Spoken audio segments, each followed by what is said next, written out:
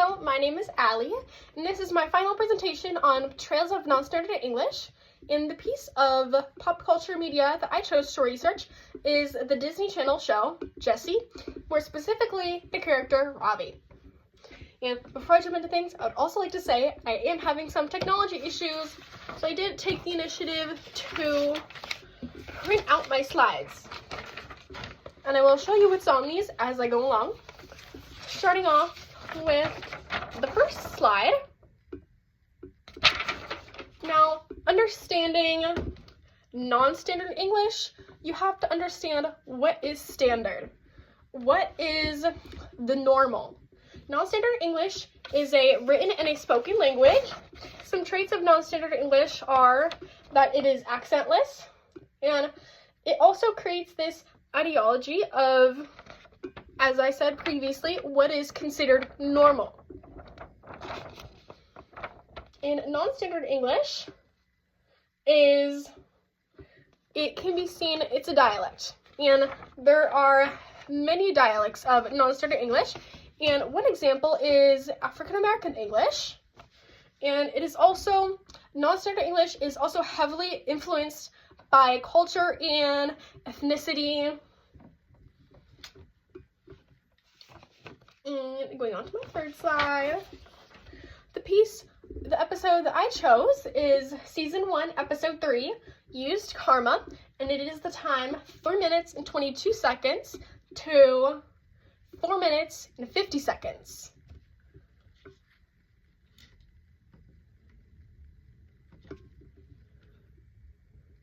Take a peek at a Disney Channel mini bite from Jessie right now.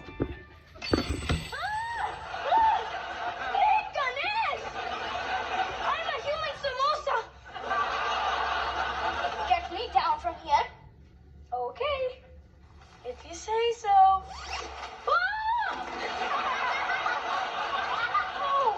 that hurt. It's your fault for sleeping on a door. That is it. You have aroused my ire. Hey, you should thank me. Luke wanted to leave you in the lobby and nothing but your tiny whities. Luke, you're treading on dangerous ground. Ever heard of karma? I have. It's my favorite topping on a sundae. Not caramel. Karma. The concept that if you're good, the universe will reward you. But if you are bad, the universe will beat you like a rented water buffalo. Oh, so you're saying it will be bad if I did something like this? Yes, that is an excellent example of bad.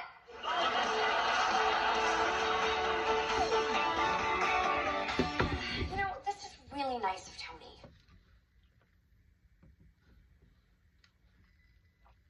Coming back to the presentation, in this video, you observed examples of language variety and many influences of culture variation within the family.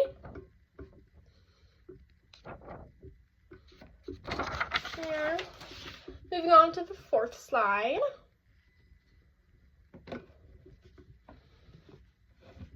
In this video, you observed Ravi with a few of his siblings, and examples of cultural variation and biologically controlled behaviors is Ravi having an Indian accent as a result of his first language, and he's also, the social ideology that SAE creates can be seen as Ravi being the smart one because he's Indian, and him typically getting bullied and picked on and maybe not having that many friends.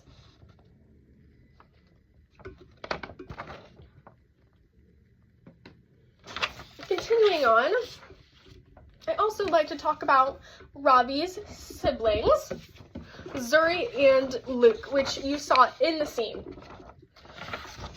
And you may notice that Zuri speaks AAE, African American English. African American English is a dialect with unique phonological and grammar rules. And you may notice that Luke speaks standard American English. And some influences of their culture or cultural variation is seen within the racial and ethnic stereotypes, as in Zuri.